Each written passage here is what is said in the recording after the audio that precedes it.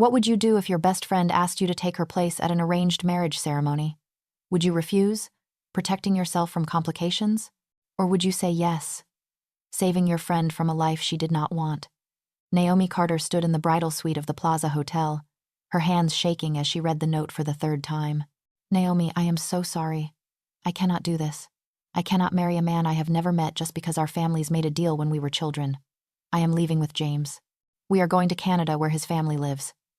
Please, please cover for me. Just long enough for me to get away. Wear the dress. Walk down the aisle. Tell them anything. I will explain everything later. I promise. I love you. You are the best friend anyone could ask for. Sophia.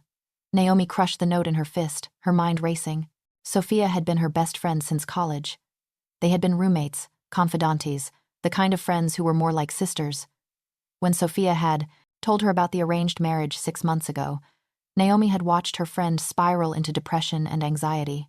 Sophia's family was old money, Italian-American, with connections Naomi did not fully understand but suspected were criminal. The DeLuca family was even more powerful, rumored to control significant organized crime operations throughout New York. The marriage was supposed to cement an alliance between the families, a traditional arrangement that Sophia had been fighting since the day it was announced. But Sophia had lost that fight. Her parents had been immovable. The wedding was happening whether she wanted it or not. Until 3 hours ago, when Sophia had apparently decided escape was her only option. Now Naomi stood in the bridal suite, staring at the wedding dress hanging on the door, and tried to figure out what to do. If she told Sophia's family the truth right now, they would send people after her. Sophia and James would not make it to the Canadian border before they were caught and dragged back. But if Naomi covered for her, if she gave Sophia even a few hours head start, maybe they could actually escape. Maybe Sophia could build the life she wanted instead of the one her family had chosen for her. The door opened and Sophia's mother entered, her expression tense. Naomi, why are you not dressed? The ceremony starts in 40 minutes. Naomi made a decision that would change her life forever. I am getting ready right now, she said, moving toward the dress. Tell me again. What does Marco DeLuca look like? I have only seen old photos. Sophia's mother frowned.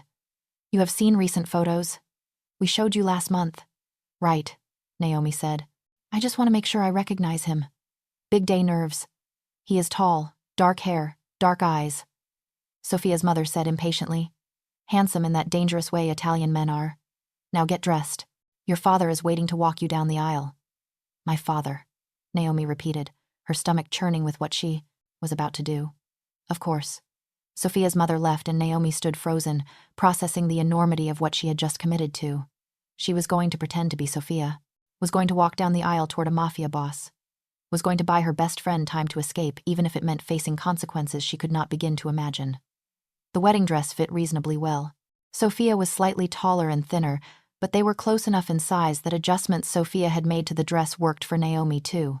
The veil was long and heavy, obscuring her face completely. That was the only reason this plan had any chance of working. 30 minutes later, Naomi stood at the back of the plaza's grand ballroom, her arm linked with Sophia's father, Antonio, trying not to hyperventilate. Through the veil, she could see approximately 200 guests filling the ornate space. Men in expensive suits who looked like they broke bones professionally. Women in designer dresses who probably had no idea what their husbands really did for a living. And at the front of the room, standing beside a priest who looked distinctly uncomfortable, was Marco DeLuca. Even through the veil, even from this distance, Naomi could tell Sophia's mother had undersold his appearance. Marco DeLuca was not just handsome, he was devastating. Tall, probably 6 feet 3 inches, with the kind of build that suggested he worked out religiously. His tuxedo was perfectly tailored, emphasizing broad shoulders and a narrow waist. Dark hair was styled back from a face that looked like it had been carved from marble by an artist obsessed with masculine beauty. But it was his eyes that made Naomi's breath catch. Even from here, she could see they were dark, intense, and currently fixed on her with an expression she could not read. The music started. Traditional wedding march. Antonio began walking Naomi down the aisle, his grip on her arm almost painful. Naomi focused on not tripping in. Sophia's 2 tall heels, on breathing through the heavy veil, on not thinking about what would happen when Marco DeLuca discovered he was marrying the wrong woman. They reached the altar. Antonio placed Naomi's hand in Marco's much larger one, and Naomi felt electricity shoot up her arm from the contact. Marco's hand was warm, calloused, strong. the hand of someone who had done violence personally, not just ordered it. The priest began speaking. Traditional Catholic ceremony, words about love and faithfulness and commitment. Naomi barely heard any of it. She was too focused on Marco's thumb, which was moving slowly across the back of her hand in a gesture that felt almost comforting. Then came the moment Naomi had been dreading. "Marco, you may lift the veil and kiss your bride." Marco's free hand came up slowly, carefully lifting the heavy veil. And the moment he saw Naomi's face, everything stopped. His dark eyes widened fractionally, then narrowed, then traveled over her features, with an intensity that made her feel completely exposed. Naomi held her breath, waiting for him to call her out, to demand to know where Sophia was, to end this deception in front of 200 witnesses. Instead, Marco smiled. It was not a nice smile. It was the smile of a predator who had just discovered his prey was more interesting than anticipated. "You are not Sophia Castellano," he said quietly, his Italian accent making the words sound almost musical. "No," Naomi whispered. "I am not. Where is she?" "Gone. By now, probably crossing state lines. Running away from our arrangement," Marco said. It was not a question. "Yes. And you are?" "Naomi Carter. Her best friend. The one stupid enough to think I could buy her time by pretending to be her." Marco studied her for a long moment, his expression unreadable. Then he looked at the priest. "Continue the ceremony." "What?" both Naomi and the priest said simultaneously. "I said continue," Marco repeated, his voice carrying absolute authority. "This woman has agreed to marry me. I accept her as my bride. Continue." "Mr. DeLuca, I do not think," the priest started.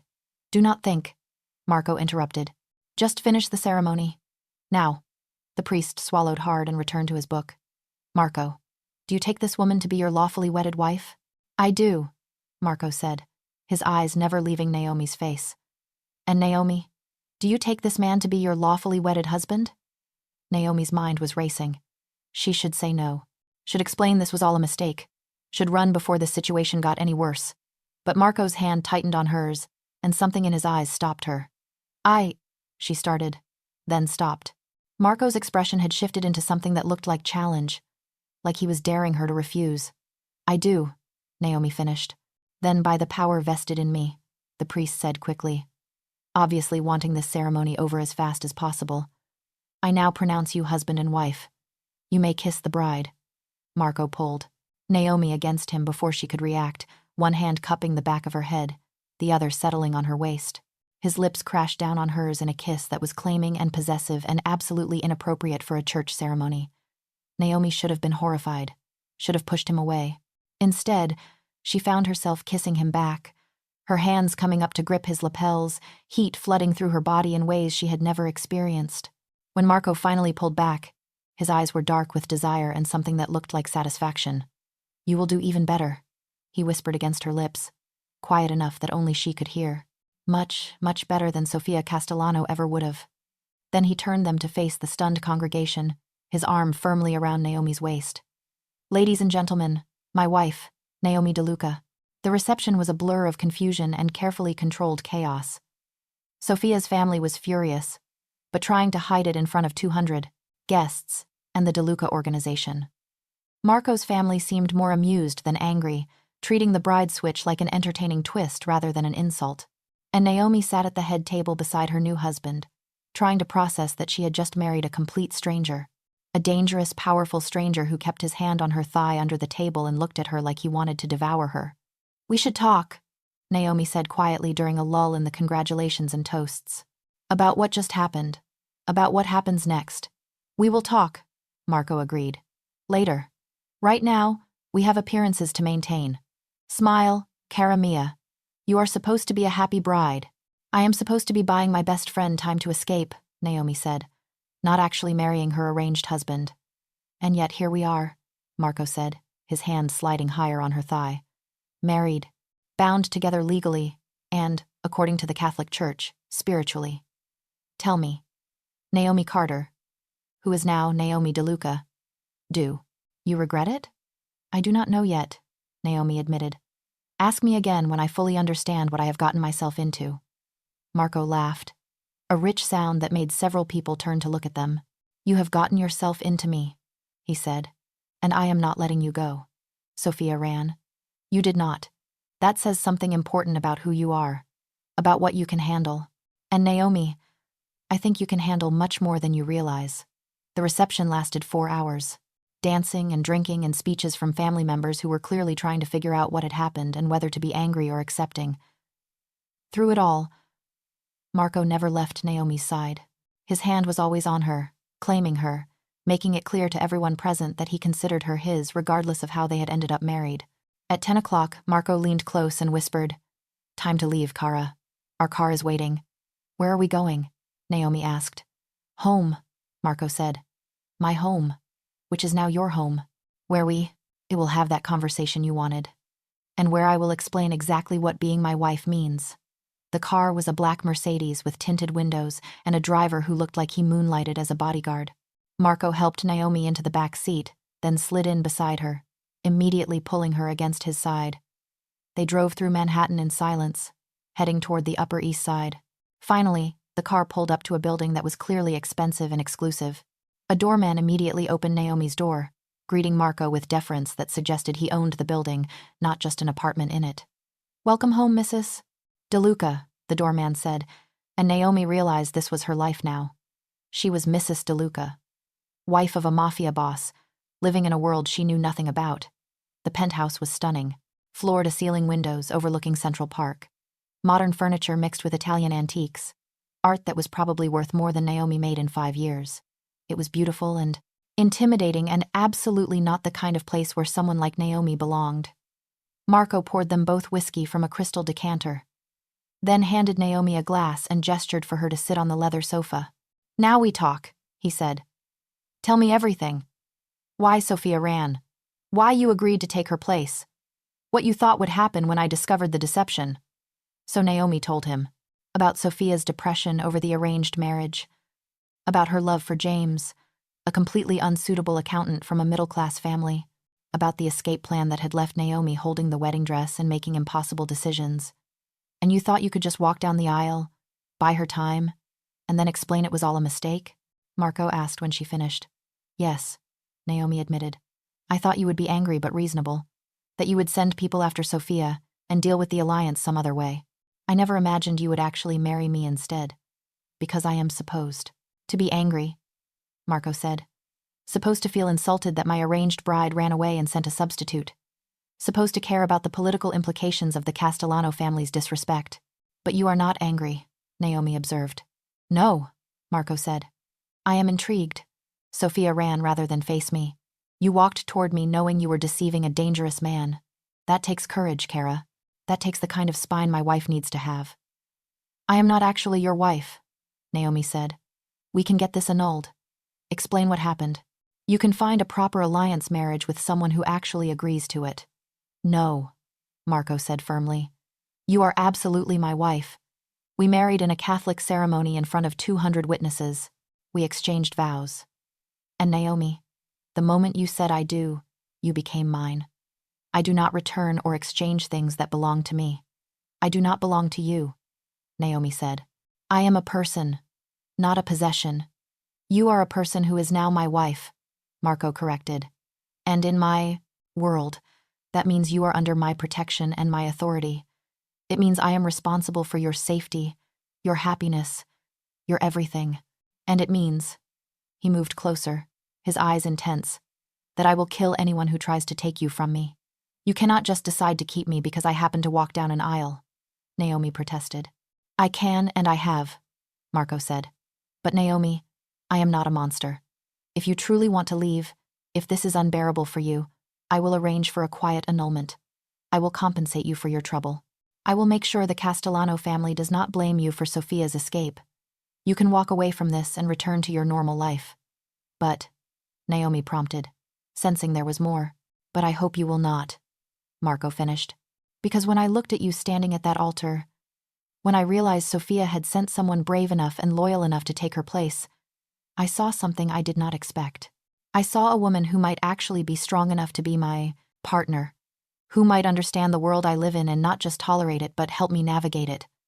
And Naomi, I have not been able to stop thinking about what that could mean. What we could build together if you chose to stay." "Why?" Naomi asked. "You do not know me. I could be anyone. But you are not anyone, Marco said. You are Naomi Carter, event planner, fiercely loyal friend, woman brave enough to wear a wedding dress meant for someone else and walk toward a dangerous stranger. That tells me everything I need to know about your character, about who you are when faced with impossible choices. And I find myself wanting to know more, much more. The intensity in his voice, in his eyes, made Naomi's breath catch. This is insane, she said. People do not just marry strangers and make it work. People in my world do exactly that all the time, Marco said. Arranged marriages are common. Most of them become real partnerships eventually.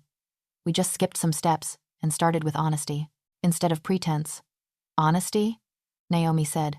I literally pretended to be someone else, and then admitted it the moment I asked, Marco pointed out. You could have tried to maintain the deception, could have hoped I would not notice the switch. But you told me the truth. That is the honesty I am talking about. The kind we will need if this marriage is going to become real.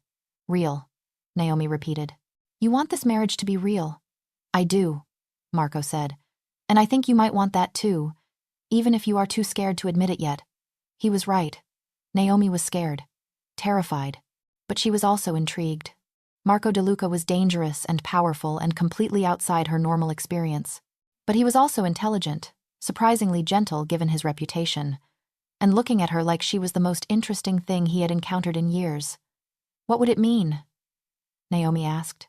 If I stayed, if we tried to make this work, it would mean you live here, with me, Marco said.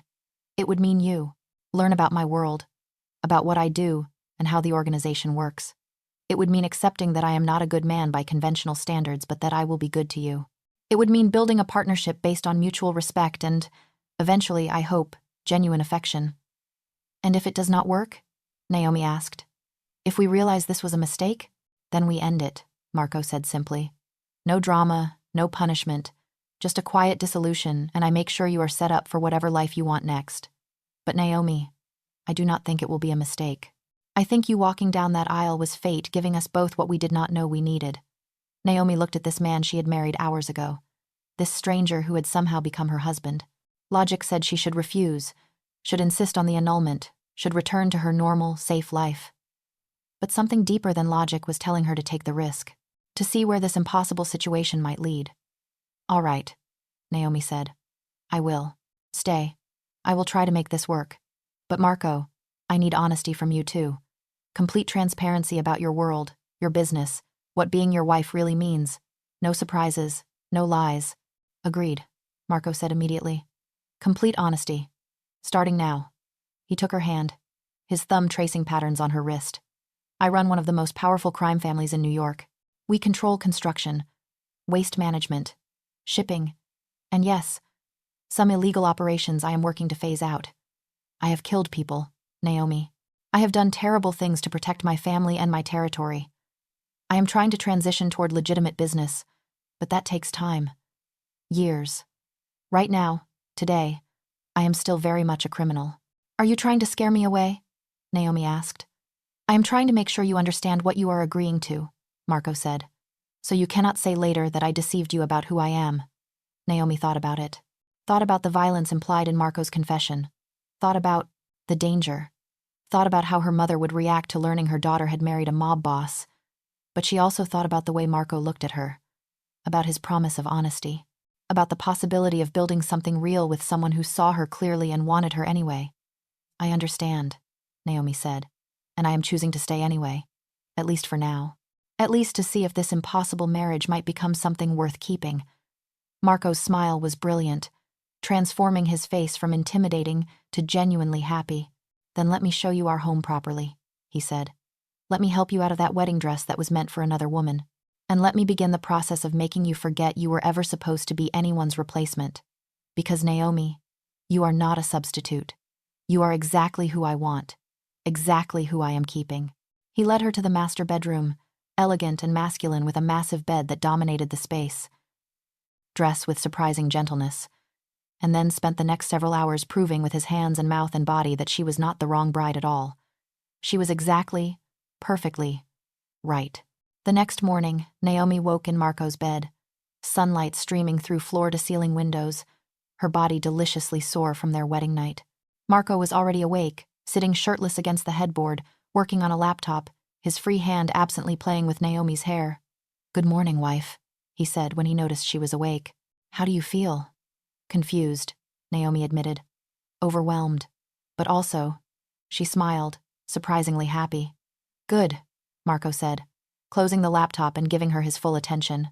"Because we have a busy day ahead. You need to move your things from your apartment. We need to have a conversation with the Castellano family about Sophia's disappearance and your permanent replacement of her. And you need to meet my mother, who is very eager to meet the woman who managed to become my wife in the most unorthodox way possible." "Your mother," Naomi repeated. "The woman who raised a Mafia boss. That should be terrifying." "She is terrifying," Marco agreed cheerfully. "But she will love you.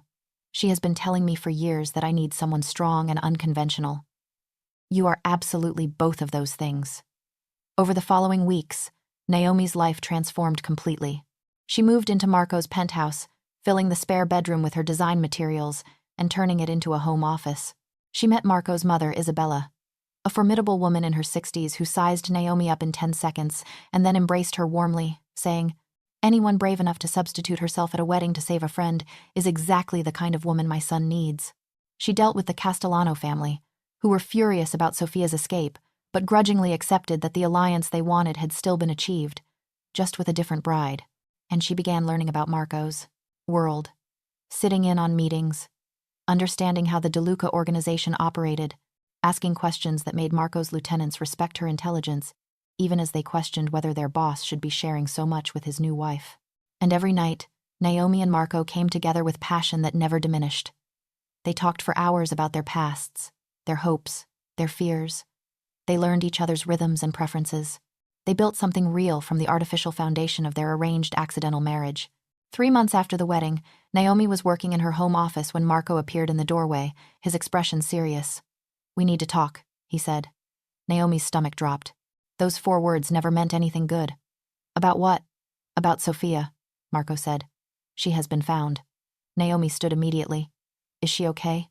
Did you—" Her voice caught. "Did you hurt her?" "No," Marco said, moving into the room and pulling Naomi close. "I would never do that. Kara. Not to your best friend. Not when you sacrificed so much to protect her. But she contacted my organization. She wants to meet with us. She wants to apologize and to see you." "When?" Naomi asked.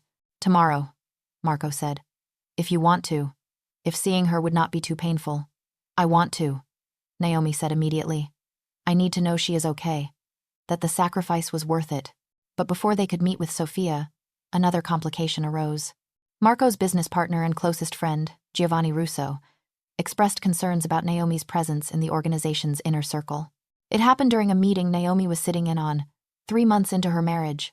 She was learning about the family's shipping operations, taking notes, asking intelligent questions.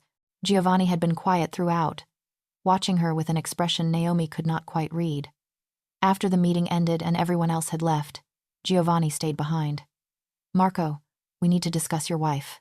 "Discuss what?" Marco asked, his voice immediately cooling to something dangerous. "Her involvement in business matters," Giovanni said. "She is not family. Not really. She was a last-minute substitution, and yet you share everything with her. Sensitive information that could destroy us if it fell into the wrong hands.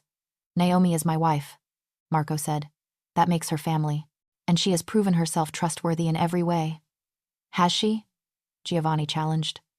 "Or is she just smart enough to wait for the right moment to use what she knows against us?" "Marco, I love you like a brother, but this woman walked into your life through deception. How do you know she is not still deceiving you?" The accusation hung in the air, ugly and insulting. Naomi felt her face flush with anger and hurt. "I am sitting right here," she said. "If you have concerns about me, address them to me directly instead of talking about me like I am not in the room." Giovanni turned to her, his expression hard. "Fine. Tell me, Naomi. What were you doing before you married Marco?" "Event planning." "What were you making?" Naomi named her salary, which was comfortable but nowhere near wealthy. "And now you live in a penthouse, wear designer clothes, have access to millions of dollars and information that could be sold for millions more. Tell me why I should trust that you are not using Marco for his money and position." "Because I love him," Naomi said simply. "Because I have never asked him for money. Because I still work. still pay my own expenses from my own income, still maintain my independence, even while building a partnership. And because Giovanni, if I wanted to destroy this organization, I would have done it already. I have had plenty of opportunities. The fact that I have not should tell you everything you need to know about my intentions. Words are easy, Giovanni said. Loyalty is proven through time and testing. You have been here 3 months. That is not long enough. Then what would be long enough? Naomi asked. 6 months? A year? When do I stop being the suspicious outsider and become family? When you prove you can handle what family means in our world, Giovanni said. When you face real danger and choose us over safety. When you make sacrifices that show this is not just about comfort and money. Enough, Marco said, his voice cutting through the tension. Giovanni, I understand your concerns. I appreciate your loyalty to our family, but you will not question my wife's character or her place in this organization again. She has earned my trust. That should be sufficient. With respect, Marco, it is not, Giovanni said. The others are thinking the same things. They are just too afraid to say them to your face. Your father would never have brought an outsider into inner circle meetings. He would never have trusted someone who arrived through deception the way Naomi did. My father is dead, Marco said coldly. Killed because he trusted the wrong people and did not trust the right ones. I will not make the same mistakes. And Giovanni, if you cannot accept my wife as family, if you cannot treat her with the respect she deserves, perhaps you should reconsider your position in this organization. The threat was clear. Giovanni's face paled slightly, but he nodded.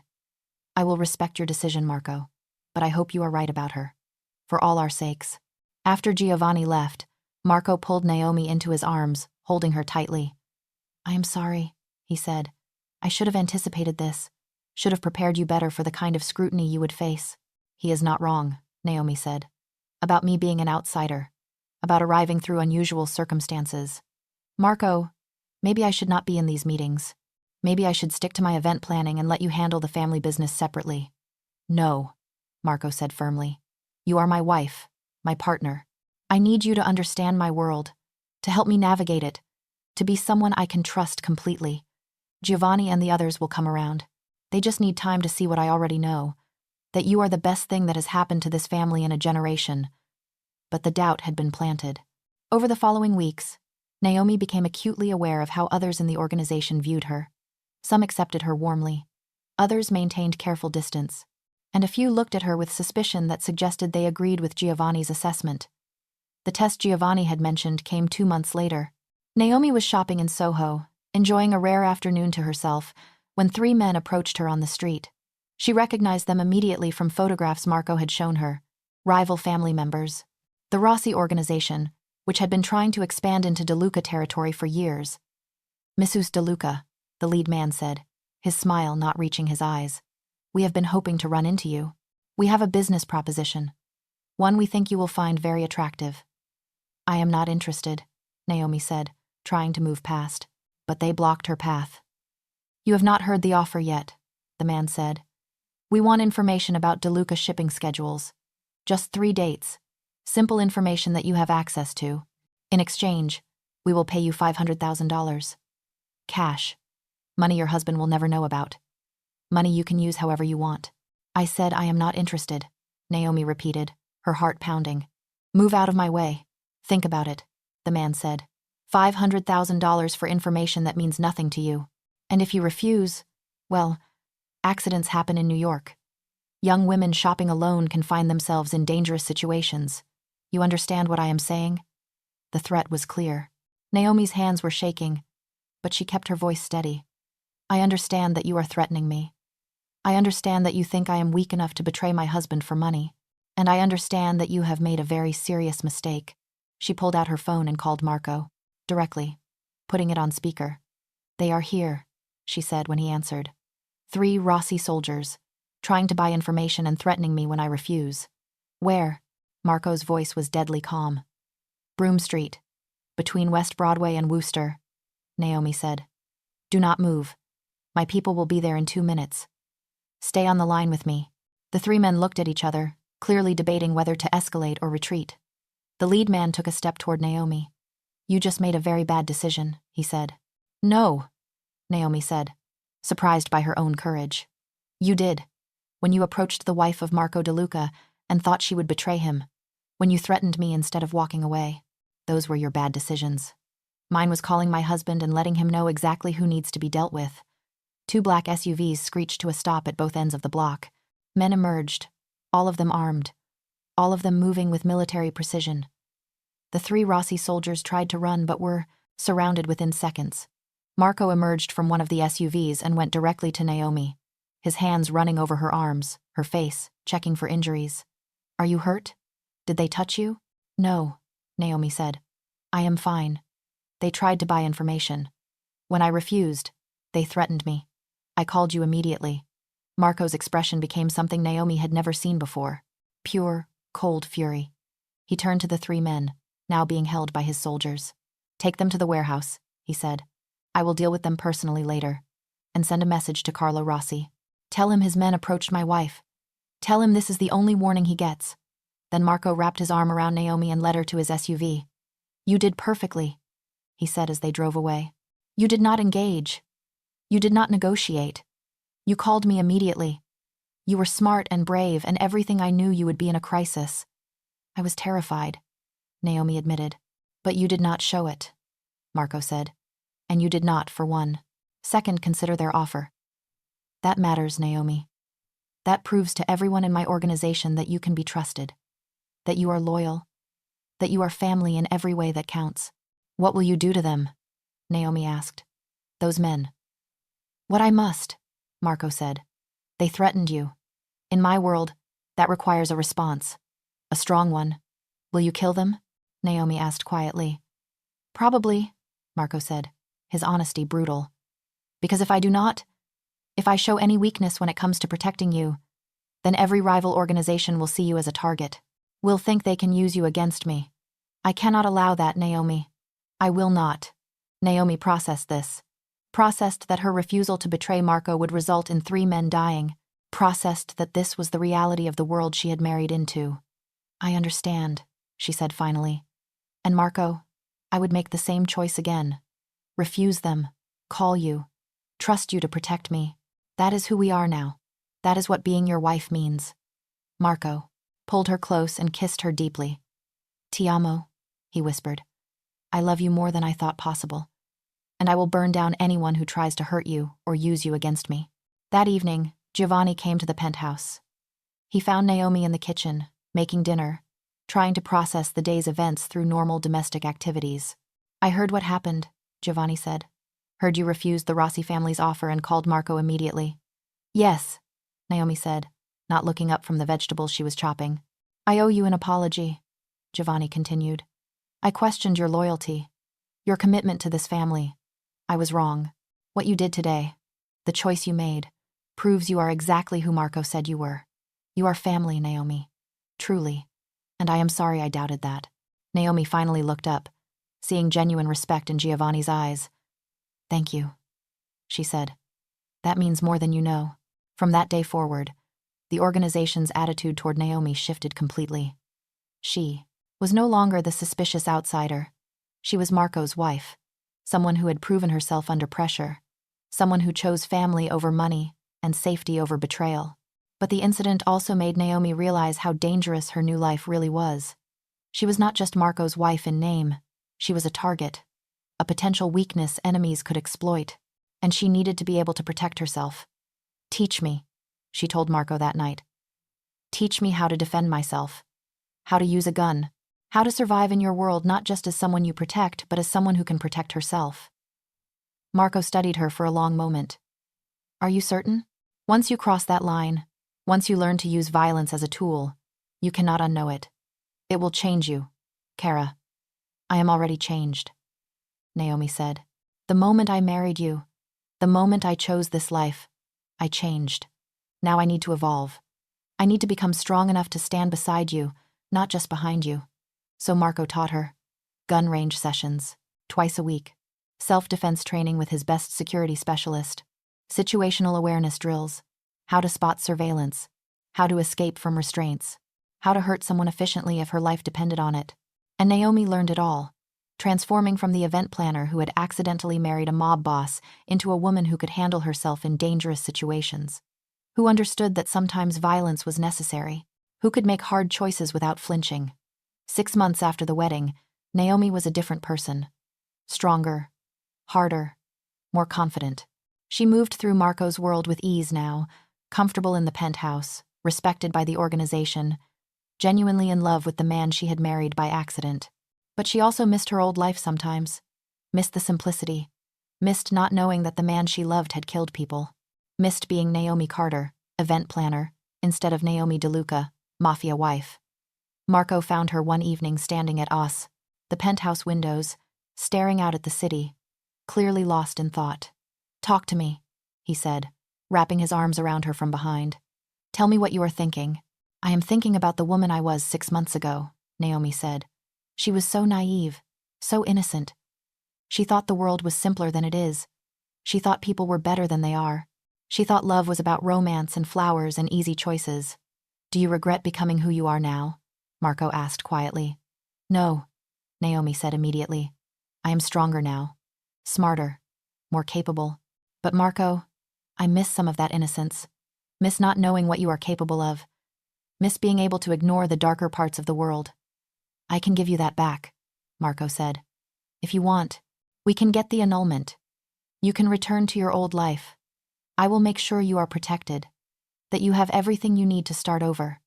You do not have to stay in a world that costs you peace." "Do you want me to leave?" Naomi asked, turning in, his arms to face him. "God, no," Marco said fervently. "I want you to stay forever. I want to wake up with you every morning for the rest of my life. I want children with you. I want to build an empire with you. But Naomi, I love you too much to trap you in a life that makes you unhappy. If staying means losing the parts of yourself you value most, then leaving is the right choice." "What if staying means evolving those parts?" Naomi asked.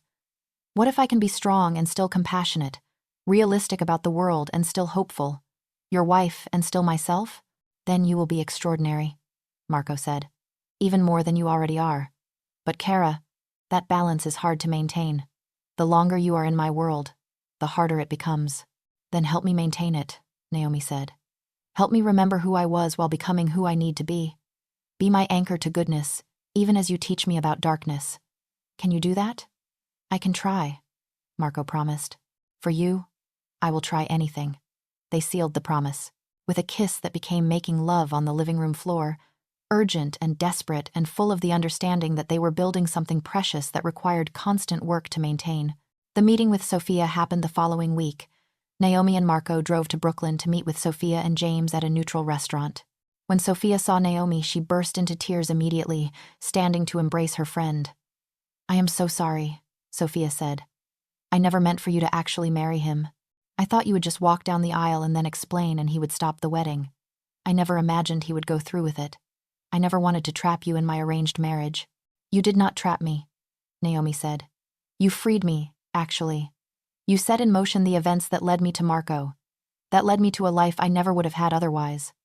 So thank you, Sophia, for being brave enough to run, for trusting me enough to ask for help.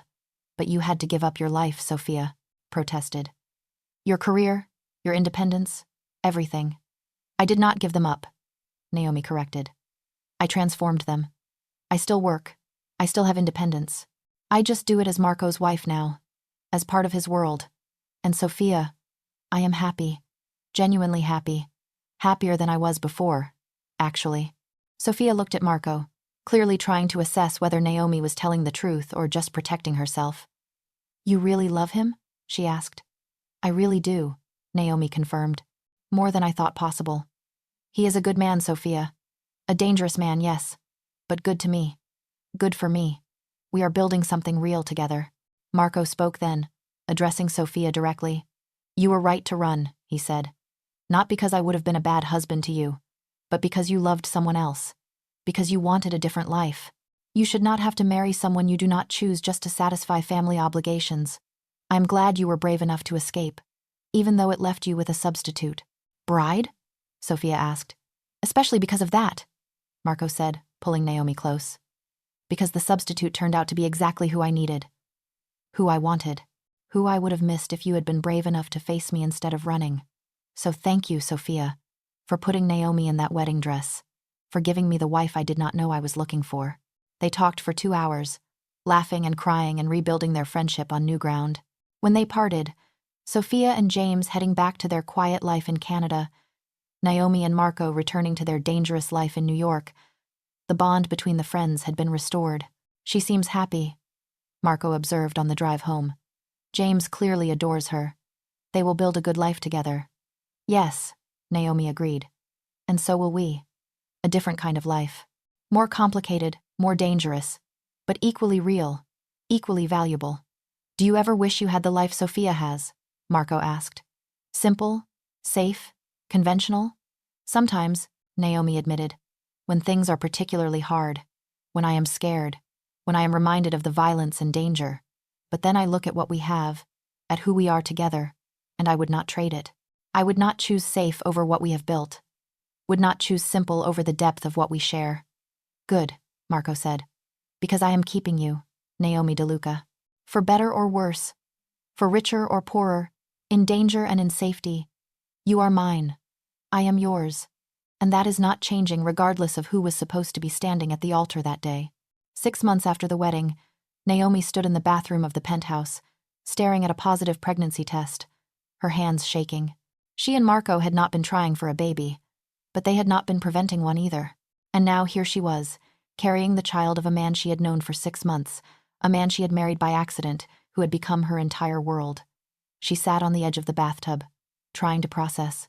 A baby. A child who would grow up in Marco's dangerous world. A child who would be protected by 200 armed men but would also be a target for every rival organization. A child who deserved better than a mother who was still figuring out how to be a Mafia wife. Marco found her there 20 minutes later, still frozen, still processing. "Kara, what is wrong?" He saw the test on the counter and understanding flooded his face. He knelt in front of her immediately, his hands framing her face gently. "This is good news, yes? You are happy?" "I think so," Naomi said, her voice shaking. "I am terrified and excited and overwhelmed. Marco, I do not know how to be a mother in your world. I do not know how to keep a child safe when every day brings new dangers." "You are not alone in this," Marco said firmly. "We will keep this child safe together. We will give them the best life possible. We will protect them with everything we have. And Naomi, you are going to be an amazing mother. I have watched you with my nieces and nephews. I have seen how gentle and loving you are, how patient, how good at explaining complicated things in simple ways. Our child will be so lucky to have you. Are you happy?" Naomi asked. "About the baby?" Marco's smile was brilliant, transforming his face from dangerous to joyful. "I am ecstatic. Terrified too, but mostly just." He paused, searching for words. "Grateful. You have given me so much already. A real partnership, a reason to transition away from the violence, a home that feels like more than just a place to sleep. And now a child, a family, proof that what we built from deception has become the most real thing in my life." They sat together on the bathroom floor, Marco holding Naomi, both of them processing the weight and joy of impending parenthood. "Finally," Marco said, "we should tell my mother. She will want to start planning immediately, probably already has names picked out." Naomi laughed, despite her nerves. "Your mother is terrifying and wonderful. She is going to love this baby so much," Marco said. "And she is going to teach you everything you need to know about raising children in our world. She raised me and my sisters. She kept us safe despite all the danger. She will help you do the same." They told Isabella that evening over dinner at her Staten Island home. Marco's mother took one look at Naomi's face, at the way Marco was hovering protectively, and gasped. "You are pregnant." "Yes," Naomi confirmed. "About 6 weeks, we think." Isabella burst into tears, pulling Naomi into a fierce hug. "This is the best news. The absolute best. I am going to be a grandmother again. And this baby will be so loved, so protected, so blessed." Over dinner, Isabella talked about her own pregnancies, about raising children in a dangerous world, about finding joy despite constant fear. "You will do this the way I did," she told Naomi. "You love them fiercely. You teach them strength and compassion. You let their father handle the danger while you give, for them normalcy at home. And you trust that Marco will protect them with his life." "I will," Marco confirmed. "This child, and Naomi, are my priority now. Everything I do, every decision I make, will be about keeping them safe and building a future they can inherit with pride." The pregnancy progressed smoothly. Naomi continued working on a reduced schedule, planning events for legitimate businesses that wanted the cachet of having Marco DeLuca's wife handle their functions. She took prenatal yoga, decorated a nursery, read every parenting book she could find. And Marco was attentive to the point of being overwhelming. Security doubled around Naomi. He installed a full medical suite in the penthouse so she would not have to go to a hospital where she might be vulnerable. He hired a team of specialists to monitor her health. He cleared his schedule for every doctor's appointment. "You are suffocating me," Naomi told him one evening, when he had forbidden her from going to a client meeting, because the venue was in a neighborhood he considered insufficiently secure. "I am pregnant, not dying. I need to live my life, Marco." "Your life is more valuable than any client meeting," Marco said. "I cannot lose you, Naomi. Cannot risk you or our child. Please understand." "I do understand," Naomi said. "But I also need you to understand that I cannot spend the next 7 months locked in this penthouse like Rapunzel in a tower. I need purpose, need normalcy, need to feel like more than just an incubator you are protecting." Marco ran his hands through his hair, clearly frustrated. "Then tell me what you need. How can I keep you safe while giving you freedom?" "Let me work," Naomi said. "Trust my judgment about what situations are safe. Give me room to breathe while still being protected. And Marco, trust that I will not take unnecessary risks with our child's life. I love this baby as much as you do." They compromised. Naomi could work, but with enhanced security that stayed discreet. She could go to meetings, but Marco's people vetted the locations first. She had freedom, but within parameters designed to keep her safe. The ultrasound at 20 weeks revealed they were having a daughter. Marco cried when he saw the image, his hand gripping Naomi's tightly. "A girl," he whispered. "We are having a little girl. Isabella," Naomi said immediately. "We should name her after your mother. She has welcomed me so completely, has taught me so much. I want to honor her." Marco kissed Naomi deeply. "My mother will be honored, and our daughter will be named after a woman who survived everything this world threw at her and raised good children despite it all. That is a powerful legacy." As Naomi's pregnancy advanced, she and Marco settled into a new rhythm. Evenings spent on the couch, Marco talking to her belly, reading Italian children's stories to the baby. Weekends decorating the nursery, arguing good-naturedly about colors and furniture. Nights making love carefully. Marco, treating Naomi like she was made of glass, worshipping her changing body with reverence. But the pregnancy also brought new dangers. A rival family saw Naomi's condition as an opportunity. As she entered her 3rd trimester, threats started arriving. Letters detailing what would happen to her and the baby, photos of Naomi shopping, going to doctor appointments, proof that she was being watched. Marco's response was swift and brutal. 3 rival families received messages written in blood and bodies. Anyone who threatened Marco DeLuca's pregnant wife would be eliminated. No exceptions. No mercy. "You killed them," Naomi said when Marco came home one evening, his suit jacket missing, his shirt stained with what she knew was blood. "The men who sent those threats. You killed all of them." "Yes," Marco said simply. "I told you, Naomi.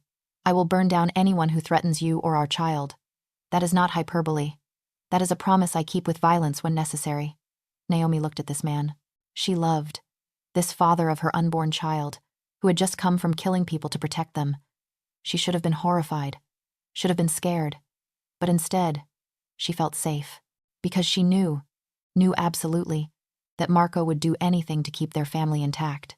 "Thank you," she said quietly, "for protecting us. For being willing to do terrible things so we do not have to live in fear." "You are not disgusted by me?" Marco asked, clearly bracing for judgment. "No," Naomi said. "I am grateful. That is what makes me different from Sophia, I think. She could not have handled loving someone who does violence, could not have accepted that sometimes protection requires blood. But I understand now. I wish it was not necessary. But I am grateful you are capable of it when it is." "Ti amo," Marco said, pulling her close despite the blood on his clothes. "I love you more than I thought possible to love anyone. You see all of me and love me anyway. That is the greatest gift." Naomi gave birth to Isabella Maria DeLuca on a sunny April morning, 7 months after the wedding that was supposed to unite different families but had actually created a completely new one. The labor was long and difficult, and Marco stayed by Naomi's side the entire time, holding her hand, whispering encouragement in Italian, being stronger than she had ever seen him. When Isabella finally arrived, healthy and screaming and perfect. Marco held her with surprising gentleness and whispered promises in Italian about protecting her always, about building a world worthy of her, about being the father she deserved. "She is perfect," Marco said, tears streaming down his face. "She has your nose, your mouth. She is absolutely perfect. She has your eyes," Naomi said. "She is going to break hearts with those eyes." "No," Marco said firmly. "She is never dating. We will lock her in a tower, hire guards, maybe move to a remote island." Naomi laughed, exhausted and happy.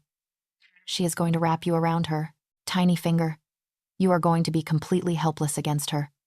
She was right. From the moment Isabella came home, Marco was utterly devoted.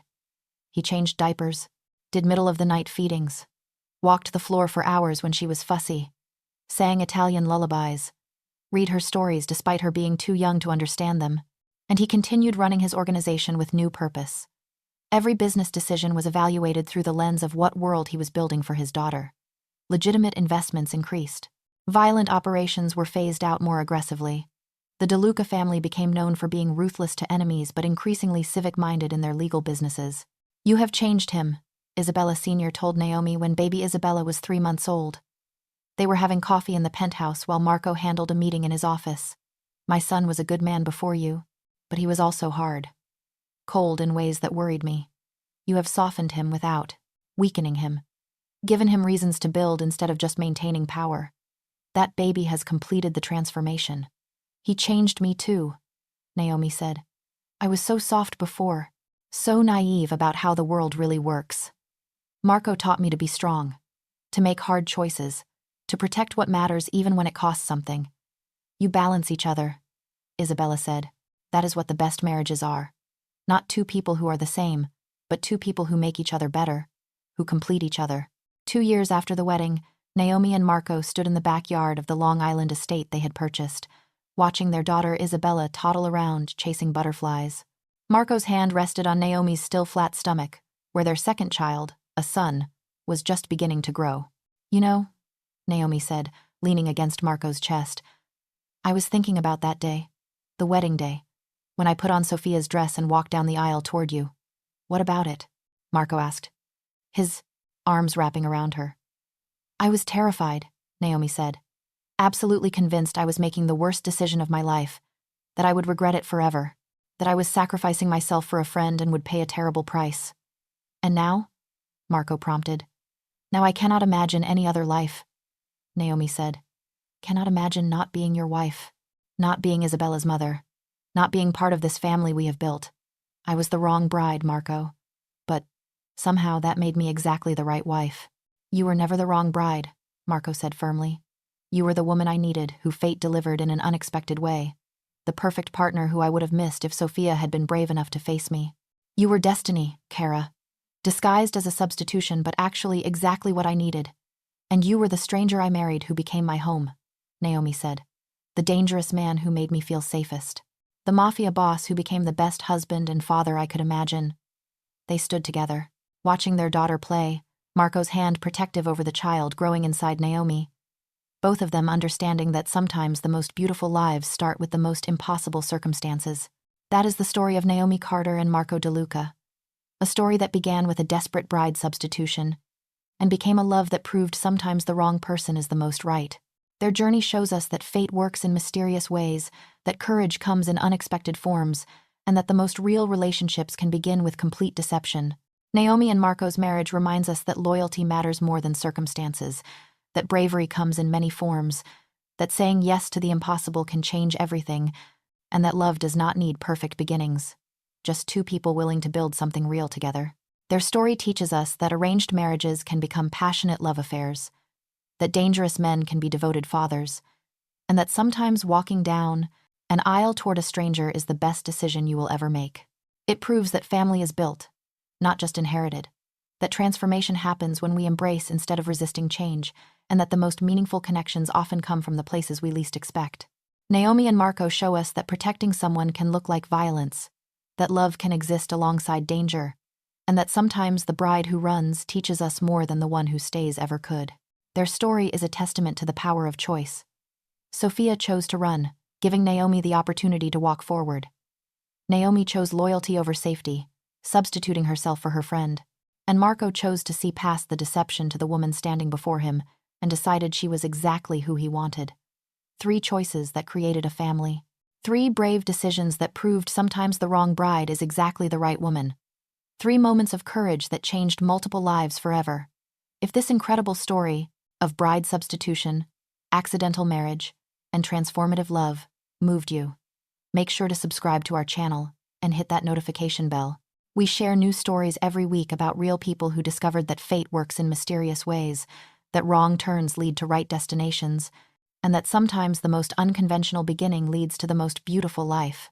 What did you think of Naomi and Marco's story? Would you have taken your friend's place at an arranged wedding? Have you ever made a split-second decision that changed your entire life? Have you ever found love in the last place you expected? Share your thoughts in the comments below. We love hearing how these stories resonate with your own experiences of loyalty, courage, and finding love in unexpected places. Remember, sometimes the wrong bride is exactly the right woman. Sometimes a substitution becomes the real thing. Sometimes walking down an aisle toward a stranger is the bravest and best decision you will ever make. Sometimes love does not care about plans or arrangements or who is supposed to be standing at the altar. It just finds the 2 people who are meant to be together and makes sure they end up married regardless of how little sense it makes. And sometimes, the most beautiful families are built from the most impossible circumstances. The story of Naomi and Marco teaches us to be open to unexpected opportunities, to see beyond deception to the truth underneath, to choose courage over caution, and to understand that sometimes the best things in life come disguised as mistakes. It reminds us that transformation is possible, that dangerous people can become safe havens, that strangers can become soulmates, and that sometimes saying I do to the wrong person means you are actually marrying exactly the right one. Thanks for listening, and we will see you in the next story. That is the story of Naomi Carter and Marco DeLuca, a story that began with a desperate bride, substitution, and became a love that proved sometimes the wrong person is the most right. Their story shows us that fate has a sense of humor, that courage comes in unexpected forms, and that the most real relationships can begin with complete deception. Naomi and Marco's marriage reminds us that loyalty matters, that bravery comes in many forms, that saying yes to the impossible can change everything, and that love does not need perfect beginnings, just 2 people willing to build something real together. It teaches us that arranged marriages can become love stories, that dangerous men can be devoted husbands and fathers, and that sometimes the best decision is the one that makes no logical sense at all. If this incredible story of bride substitution, accidental marriage, and transformative love moved you, make sure to subscribe to our channel and hit that notification bell. We share new stories every week about real people who discovered that fate works in mysterious ways, that wrong turns lead to right destinations, and that sometimes the most unconventional beginning leads to the most beautiful life. What did you think of Naomi and Marco's story? Would you have taken your friend's place at an arranged wedding? Have you ever made a split-second decision that changed your entire life? Share your thoughts in the comments below.